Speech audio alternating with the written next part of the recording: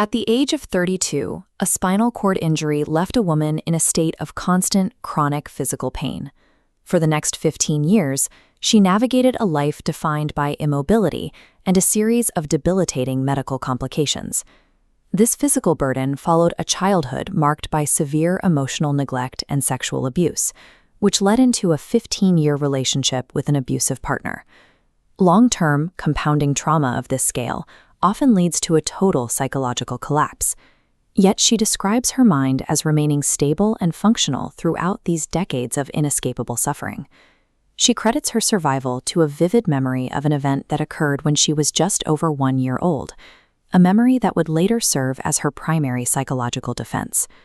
The memory begins in a rural red house, 30 miles from her birthplace. At 14 months old, while sitting in a bathtub, she felt a sudden, sharp lucidity, an immediate awareness of her surroundings and the words her mother was saying. Medical professionals generally maintain that the infant brain is too underdeveloped to form or store complex memories of this nature.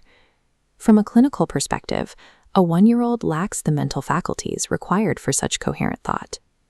Internally, she felt frustrated by the limitations of the world she had just woken up into.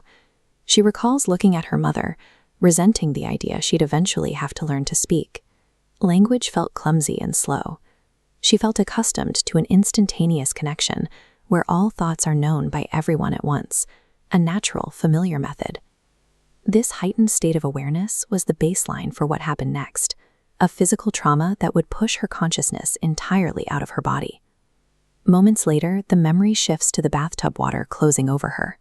Her older sister pressed a hand against her forehead, holding her down.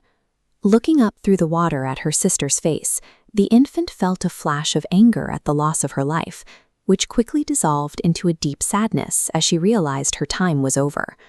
Powerless to resist, she accepted that she was going to die.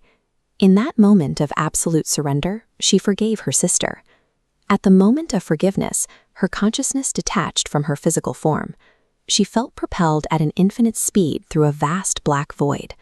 Though the darkness looked solid, it gave way like fog. Leaving her body behind brought an immediate sense of rejuvenation.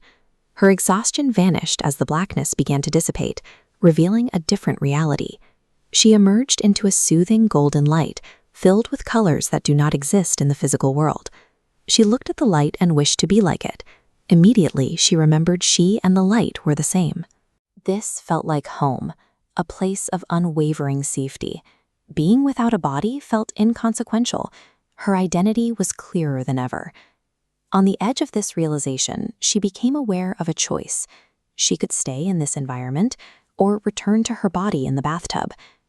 Returning carried a specific cost. She knew with certainty that if she went back, her life would be defined by severe pain and extreme difficulty. Despite this foreknowledge, she felt a compelling mission to return, driven by an intense love for the world. She chose to re-enter her body. After 6 minutes underwater, her heart had stopped. Her mother, following a calm inner voice, found her and used infant CPR techniques she had learned only a week prior to resuscitate her. She returned to the world of the living, but she brought the memory of that golden light back with her as a permanent mental fixture. The foreknowledge she received proved accurate. Her adult life became a sequence of chronic physical agony and the aftermath of prolonged abuse. To endure this, she relies on the liberty of being everything eternally that she experienced in the void. When the physical pain or the memories of abuse become overwhelming, she retreats into that internal state, viewing her physical suffering as a temporary, secondary condition compared to her eternal identity.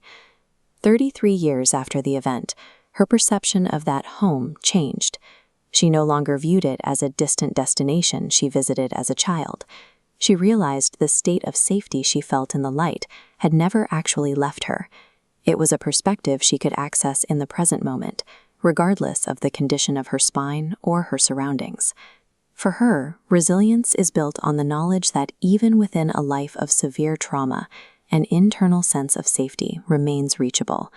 She survives by holding on to the certainty that she is more than the body that carries her pain.